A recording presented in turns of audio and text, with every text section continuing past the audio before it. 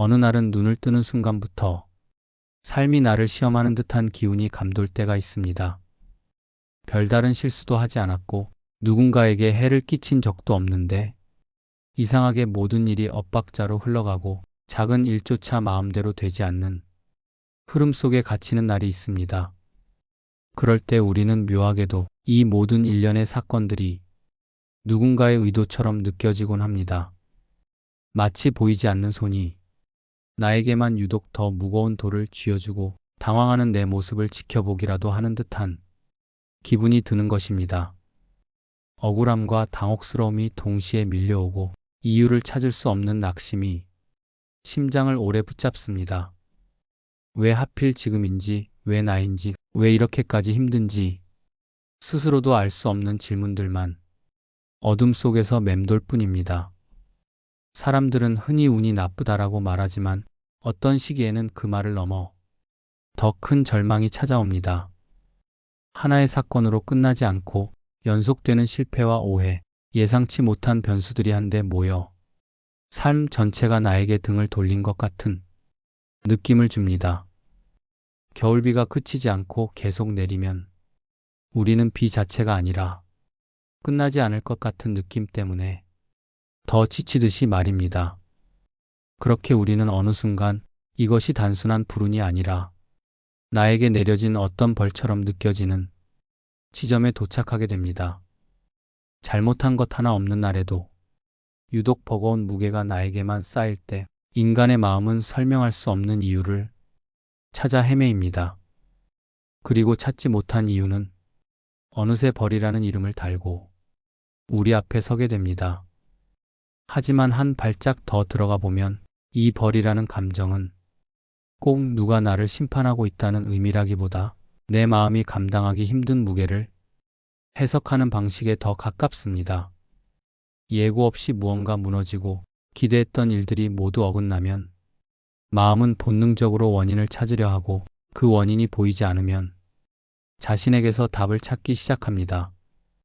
내가 뭔가 잘못한 걸까라는 생각이 어느새 마음 깊은 곳에 내려앉고 별 근거 없이 스스로를 탓하게 되며 그 탓이 오래 쌓이면 벌을 받는 것 같은 기분으로 번져갑니다. 사실 어떤 잘못이 있었는지조차 모르는데도 우리는 묘하게 자신을 향한 심판을 마음속에서 만들어내기 쉬운 존재입니다. 여기에서 우리가 마주하려는 질문은 어쩌면 단순합니다.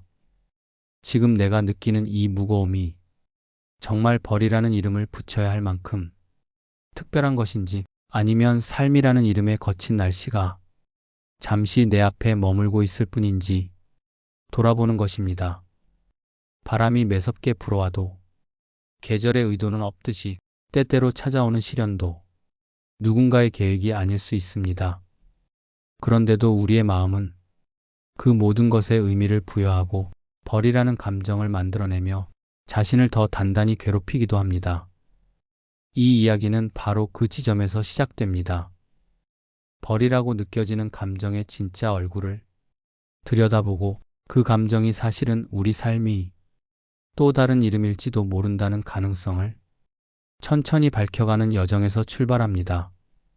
마음이 힘든 시기의 가장 큰 특징은 눈앞의 사건보다 그 사건을 바라보는 나의 해석이 훨씬 더 크게 다가온다는 점입니다. 같은 일을 겪어도 어떤 사람은 운이 없네 하고 지나가지만 어떤 사람은 왜 나에게만 이런 일이 계속 일어나는 걸까? 라는 생각을 떨쳐내지 못합니다. 이 차이는 개인의 성격이나 환경 때문만이 아니라 인간이 본능적으로 불행에 의미를 부여하려는 존재이기 때문입니다. 통제할 수 없는 상황이 반복되면 마음은 불안을 견디지 못하고 그 불안을 설명할 수 있는 이야기를 스스로 만들어냅니다.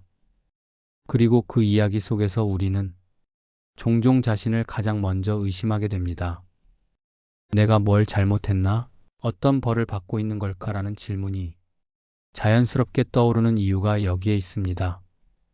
철학적으로 바라보면 벌이라는 감정은 타인이 나에게 내리는 판단의 결과가 아니라 내가 세상을 해석하는 방식의 그림자에 가깝습니다. 스토아 철학자들이 말했듯 우리를 괴롭게 하는 것은 사건 자체가 아니라 그 사건을 바라보는 우리의 해석입니다. 갑자기 일이 엉키고 계획이 무너지고 사람 사이의 오해가 한꺼번에 쌓일 때 실제로 벌어진 일은 분명히 불편하고 고단한 것이지만 마음속에서는 그 사건을 훨씬 더 확대 해석해버리곤 합니다. 그 해석은 이건 단지 우연한 사고들일 뿐이라고 말하기보다 이건 나에게 어떤 의미가 있어라고 말하려는 쪽으로 기울어집니다. 의미가 불안보다 더 견디기 쉽기 때문입니다. 사회심리학에서는 이것을 통제감 상실이라고 설명합니다. 인간은 예측할 수 있는 삶을 원합니다.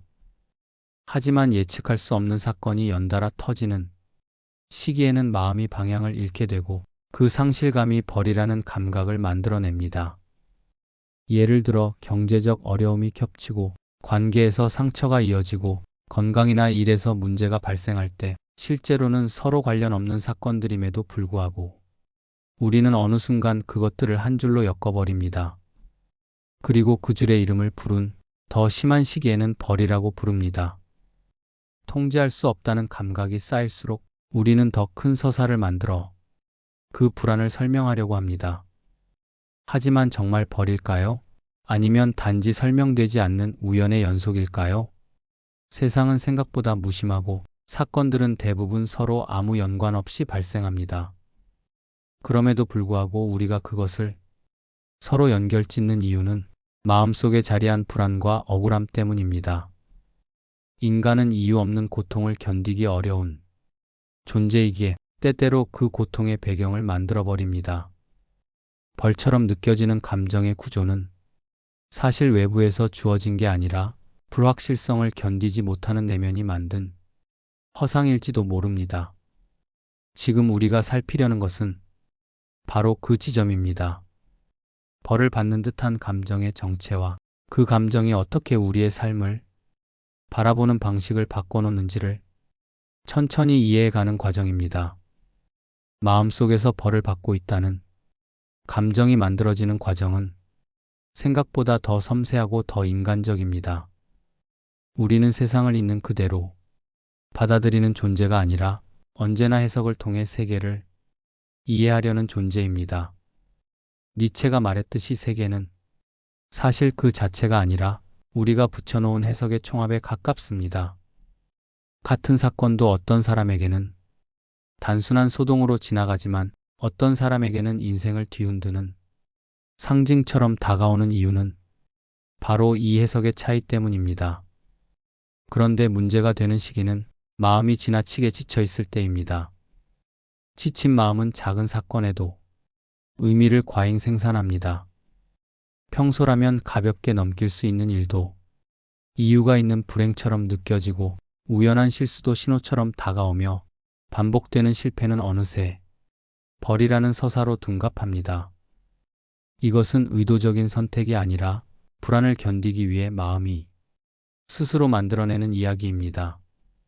이유 없는 고통은 인간에게 너무 무겁기 때문에 마음은 어쩔 수 없이 그 고통에 의미를 붙여 생존하려는 것입니다. 이 과정에서 우리는 자주 자신을 주인공으로 상정합니다. 세상은 거대하고 무심하지만 마음은 그 무심함을 견디기 어려워 자신에게 향한 메시지로 바꾸어 이해하려 합니다. 잘못한 것이 없는데도 내가 뭔가 잘못했구나라는 생각이 불쑥 솟고 별 의미 없는 사건들도 내가 벌을 받는 이유가 있겠지라는 식이 과장된 서사로 엮입니다. 그러다 보면 벌이란 느낌은 외부에서 주어진 것이 아니라 사실은 마음이 스스로 만든 그림자에 불과한 경우가 많습니다. 신이 무언가를 내린 것도 아니고 운명이 나를 특정해서 골랐다는 증거도 없습니다. 그럼에도 우리는 나에게 일어난 일들을 하나로 엮고 그 안에서 인과를 찾아내며 그 인과의 중심에 자신을 세우고 맙니다. 하지만 다시 생각해보면 대부분의 사건은 그저 일어난 일들일 뿐입니다.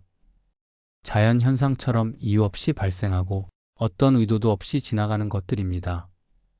우리의 마음이 그 사이에서 의미를 읽어냈을 뿐입니다.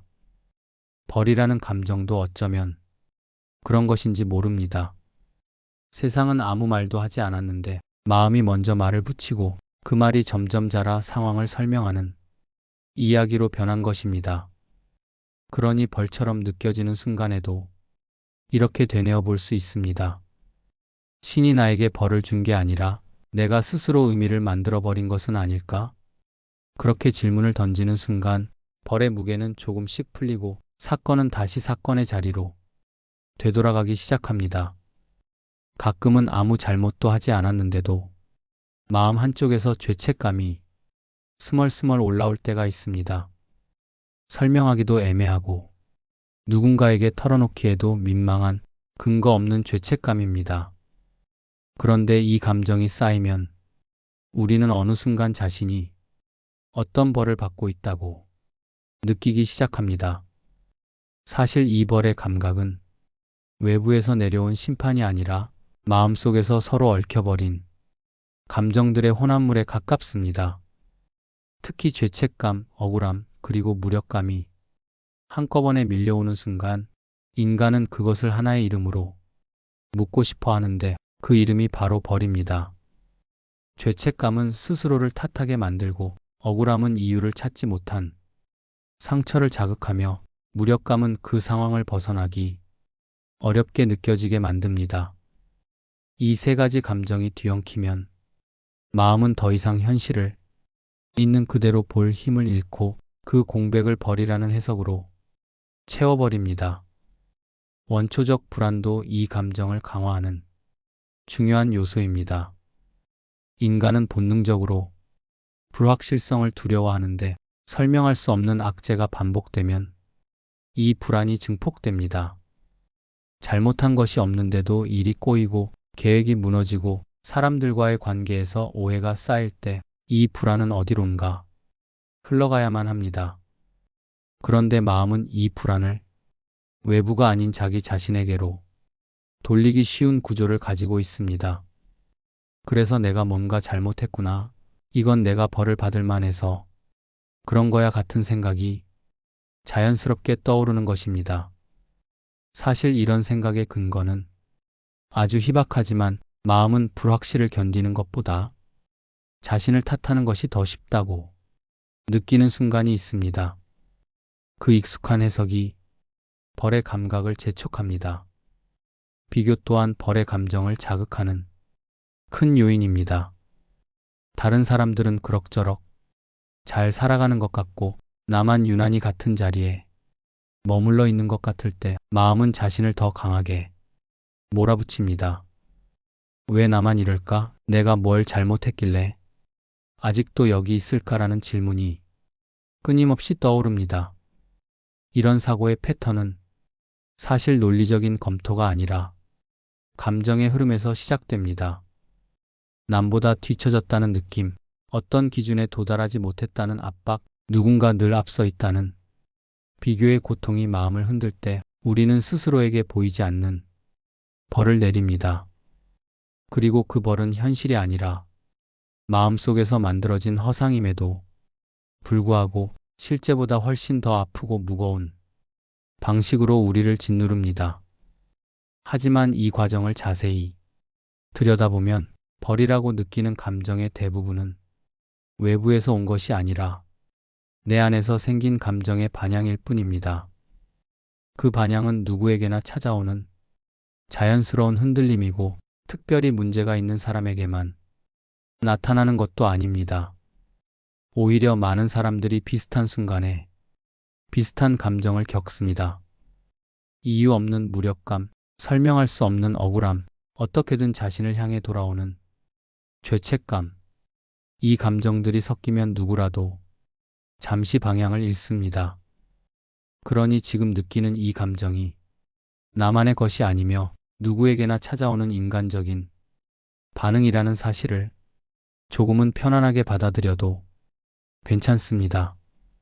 마음이 흔들리는 순간은 벌이 아니라 그저 우리가 살아있다는 증거일 뿐입니다. 세상이 나에게 의도를 가지고 벌을 내리고 있다고 느껴지는 순간이 있지만 철학적으로 다시 들여다보면 그 감정의 바탕은 의도라기보다 해석의 착시에 가깝습니다. 실존주의는 세상을 철저하게 무심한 곳으로 이해합니다. 인간이 세상의 중심이라고 믿는 마음과 달리 세계는 우리의 기쁨에도 슬픔에도 분노에도 흔들리지 않는 조용한 배경과도 같습니다. 사르트르는 세계를 설명되지 않는 상태로 그대로 존재하는 것이라고 했습니다. 즉, 어떤 사건이 내게 일어난다고 해서 그것이 나라는 개별적 존재를 향한 메시지라고 보기는 어렵습니다. 그런데 마음이 지쳐 있을 때는 이 무심한 세상이 오히려 너무 차갑게 느껴져서 그 차가움을 벌로 오해하게 되는 것입니다. 사실은 아무도 나를 심판하지 않았는데도 나에게 주어진 상황들이 하나의 흐름처럼 보이며 의미를 갖는 것처럼 착각하게 됩니다. 여기에 우연의 성질도 한몫합니다. 통계적으로 불운은 한꺼번에 몰려오는 것처럼 보일 때가 많습니다. 무작위한 사건들은 균등하게 흩어지는 것이 아니라 일정한 덩어리로 묶여 나타나는 경향이 있습니다. 이것은 우리의 잘못도 아니고 누구의 의도도 아닙니다. 그냥 우연이라는 자연 법칙이 특성일 뿐입니다. 그런데 마음이 지쳐 있으면 이 덩어리를 징벌로 느끼기 쉽습니다. 오늘 하루 유난히 여러 일이 한꺼번에 잘못되면 우리는 자연스럽게 그것들을 서로 연결하고 그 연결이 어떤 메시지를 가진다고 생각합니다. 하지만 실제로는 서로 아무 상관없는 사건들이 우연의 흐름 속에서 잠시 같은 방향으로 흘러갔을 뿐입니다. 마치 비가 오려고 할 때 구름이 잔뜩 몰려오듯 삶에도 그런 구름들이 모여드는 시기가 있는 것입니다. 또한 인간의 뇌는 나쁜 사건을 선명하게 기억하는 진화적 특성을 가지고 있습니다. 위험을 잘 기억해야 생존할 수 있었기 때문입니다. 그래서 좋은 일은 금방 익숙해지고 흐려지지만 나쁜 일은 오래 남아 마음을 물들이곤 합니다. 같은 하루라도 마음속에서는 나쁜 순간만 크게 확대되어 남고 좋은 순간은 조용히 사라져 버립니다. 이런 기억의 편향이 겹치면 마치 나쁜 일이 더 많았던 날처럼 느껴지며 결국 벌을 받고 있다는 감정으로 이어집니다.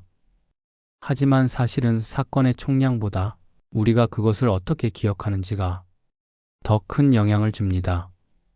마음은 항상 나쁜 색깔을 더 짙게 칠하지만 그것은 현실의 반영이 아니라 마음의 습관일 뿐입니다. 이렇게 생각해보면 지금 느끼는 무거움도 누군가의 심판이 아니라 그저 흐린 날씨 같은 순간일 수 있습니다. 구름이 드리우면 세상이 어두워 보이고 비가 내리면 온몸이 젖듯이 지금의 감정도 잠시 머무는 기류일 뿐입니다. 세상은 벌을 내릴 만큼 조직적이지도 않고 누군가를 골라 상처 줄 만큼 관심이 많지도 않습니다. 오히려 모든 사건은 하나하나 따로 존재하며 우리의 마음이 그들을 하나의 이야기로 엮어버린 것일 뿐입니다. 그러니 지금의 흐린 날씨를 너무 무겁게 받아들이지 않아도 괜찮습니다. 비가 오면 우산을 쓰듯 마음의 흐림도 잠시 피할 수 있고 곧 다른 날씨가 찾아옵니다. 지금의 이 순간은 벌이 아니라 그냥 비가 내리는 하루일 뿐이라는 사실만 기억한다면 마음은 조금 더 숨을 고를 수 있습니다.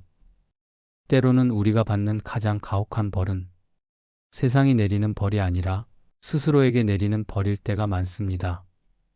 삶이 뜻대로 풀리지 않을 때 우리는 문제의 원인을 바깥에서 찾기보다 자신에게 돌리는 경향이 있습니다. 내가 부족해서 그렇다. 내가 잘못 살아서 벌을 받는 거다. 다 내 탓이다라는 생각들이 조용히 마음을 잠식합니다. 이 생각들은 겉으로는 자기 반성이듯 보이지만 실제로는 마음을 서서히 조여오는 자기 형벌에 가깝습니다. 우리는 자신을 가장 잘 아는 존재이면서도 아이러니하게도 자신을 가장 가차없이 판단하는 존재이기도 합니다. 작은 실수 하나를 오래 끌어안고 스스로를 질책하고 남보다 잠시 뒤처진 순간에도 자신에게 벌점처럼 결점을 매기곤 합니다. 이 내적 형벌은 실제 사건보다 훨씬 아프고 오래갑니다. 왜냐하면 타인의 비난은 언젠가 사라지지만 자신에게 내린 벌은 스스로 풀지 않는 이상 계속 남아있기 때문입니다. 비교는 마음을 벌주는 가장 빠른 방식입니다. 누군가는 더 안정되어 보이고, 누군가는 더 행복해 보이고, 누군가는 더 여유롭게 앞으로 나아가는 것처럼 느껴질 때 우리는 본능적으로 자신에게 점수를 매기기 시작합니다.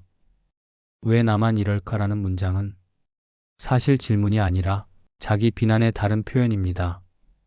비교는 객관적 판단이 아니라 감정에서 출발하기 때문에 그 결론은 언제나 나 자신을 낮게 평가하는 쪽으로 기울어집니다. 이때 우리는 자신이 아니라 비교라는 렌즈에 의해 왜곡된 자신의 모습을 바라보지만 그 사실을 잘 알아채지 못합니다. 그래서 비교는 벌처럼 느껴지고 자신에게 내리는 벌은 점점 더 잔인해져 갑니다. 완벽주의 또한 이러한 벌의 감각을 더 깊게 만듭니다. 완벽하지 않으면 실패라고 생각하는 마음은 모든 순간을 심판의 시간으로 만들어버립니다. 조금의 실수도 용납하지 않는 엄격함은 외부가 아니라 스스로에게 향하는 채찍이 됩니다. 키에르케고르는 절망은 자기 자신에게 등을 돌리는 행위다라고 말한 바 있습니다. 이 말의 의미는 우리가 절망을 느끼는 순간의 본질에는 자기 부정이 자리 잡고 있다는 뜻입니다. 절망은 세상이 나를 버렸다고 느끼는 감정처럼 보이지만 사실은 내가 나를 버리는 순간에서 시작됩니다. 스스로에게 지나치게 엄격해지는 마음, 나를 끝없이 몰아붙이는 태도, 작은 실패에도 존재 전체를 부정해버리는 사고방식이 바로 절망을 키우는 불씨입니다. 그래서 우리가 벌을 받고 있다고 느끼는 순간의 많은 부분은 사실 외부가 아니라 우리 스스로가 만들어낸 내면의 그림자일 때가 많습니다. 그 그림자는 우리의 마음이 지쳐서 만든 일시적인 흔들림일 뿐인데 지쳐있는 우리는 그 흔들림마저도 심판처럼 받아들입니다. 그러나 다시 들여다보면 이 내면의 그림자는 본래 우리를 괴롭히기 위한 것이 아니라 마음이 너무 아플 때 보내는 신호에 가깝습니다. 지금은 조금 쉬어야 해. 너무 많이 짊어졌어. 너 자신에게 너무 엄격했어. 라는 마음의 목소리가 벌처럼 들릴 뿐입니다. 그러니 지금 느끼는 이 감정이 진짜 벌이 아니라 지친 마음이 잠시 흔들리는 음영일 뿐이라는 사실을 기억해도 괜찮습니다. 우리는 누구나 때때로 자신에게 가혹해지고 누구나 잠시 방향을 잃습니다. 그 흔들림이 잘못된 것이 아니라 오히려 지금 내가 너무 버텨왔다는 증거일지도 모릅니다. 스스로에게 등을 돌리는 대신 아주 조금만 자신에게 자리를 내어줄 때 벌처럼 느껴지던 감정들은 서서히 빛 속으로 흩어지기 시작합니다. 마음이 너무 고단해질 때 우리는 흔히 그 시간을 벌이라고 부르지만 철학적으로 바라보면 그것은 벌이라기보다 삶이 우리에게 보내는 전환의 신호일 때가 더 많습니다. 인간은 안정적인 패턴 속에서 살아가지만 그 패턴이 오래 지속되면 어느 순간 더 이상 앞으로 나아가지 못하는 벽을 만나게 됩니다. 문제는 이 벽이 대부분 예고 없이 찾아온다는 것입니다. 평소에는 아무렇지 않던 일들이 갑자기 무겁게 느껴지고 익숙한 삶의 감각이 한순간에 흐트러지는 시기가 찾아옵니다. 이때 우리는 그것을 불행으로 이름 붙이지만 심리학에서는 이런 흔들림을 감정적 리셋이 시작되는 지점으로 설명합니다. 마음은 한 상태를 오래 유지할 수 없습니다. 버티고 견디고 반복하던 흐름이 너무 지쳐서 더 이상 유지되지 않을 때 마음은 스스로 새 방향을 찾기 위해 기존의 패턴을 흔들어 깨뜨리기 시작합니다. 그 깨짐이 우리에게는 벌처럼 느껴지는 것입니다. 밑바닥처럼 느껴지는 순간이 찾아오는 이유도 같습니다. 밑바닥은 낭떠러지가 아니라 새로운 길이 열리는 골짜기일 때가 많습니다. 삶의 흐름이 막다른 길에 이르렀을 때 우리는 본능적으로 새로운 우선순위를 구성하고 마음 깊은 곳에서 오래 내려놓지 못했던 것들을 비로소 놓을 수 있게 됩니다. 실패나 좌절이 겹치는 시기는 사실 마음이 우리에게 지금은 다시 정리해야 할 때야 라고 말하는 시기일지도 모릅니다. 직장, 관계, 기대, 책임, 자책, 의무 이런 것들이 한꺼번에 무너져 내릴 때 처음에는 혼란스럽고 억울하지만 그 붕괴의 자리에서 새로운 구조가 다시 세워지는 것입니다. 인간은 자신이 아니라 상황이 흔들릴 때 비로소 진짜 자신을 들여다볼 수 있습니다. 그리고 그 들여다봄은 언제나 변화의 시작입니다. 벌처럼 느껴지는 시기가 길어질수록 우리는 그 시간이 얼마나 무의미하고 잔인한지 생각하지만 그 속에는 묘하게도 멈춤이 숨어 있습니다. 멈춰 서야만 들릴 수 있는 마음의 목소리, 바라볼 수 있는 삶의 방향, 다시 선택할 수 있는 우선순위가 있습니다. 고통은 방향을 잃은 마음이 제자리를 찾기 위해 놓는 표지판과도 같습니다. 갑작스러운 변화는 우리가 스스로는 선택하지 못했을 터 삶이 대신 선택한 방식의 전환일지도 모릅니다. 그래서 가장 힘든 순간이 지나고 나면 우리는 자신도 모르게 다른 사람이 되어 있습니다. 조금 더 단단해지고 조금 더 자신을 아끼게 되고 조금 더 분별 있게 살아가게 됩니다. 그 변화는 화려하지 않지만 깊고 조용하게 마음의 결을 바꿔놓습니다. 결국 벌의 끝은 복수나 보상이 찾아올 때가 아니라 견딤이 끝날 때 찾아옵니다. 견딘다는 것은 무기력하게 눌려있다는 의미가 아니라 아주 작은 숨이라도 꾸준히 이어가는 힘을 말합니다. 우리는 고통의 시간을 밀어내지 못할 때 그 시간을 통과하는 방식을 배웁니다. 견딤은 지나가고 나서야 그 가치가 드러나는 묘한 힘을 지니고 있습니다. 그 힘은 우리가 잃어버렸던 자존감을 되찾게 하고 더 이상 예전의 패턴으로 돌아가지 않도록 조용히 자리를 잡아줍니다.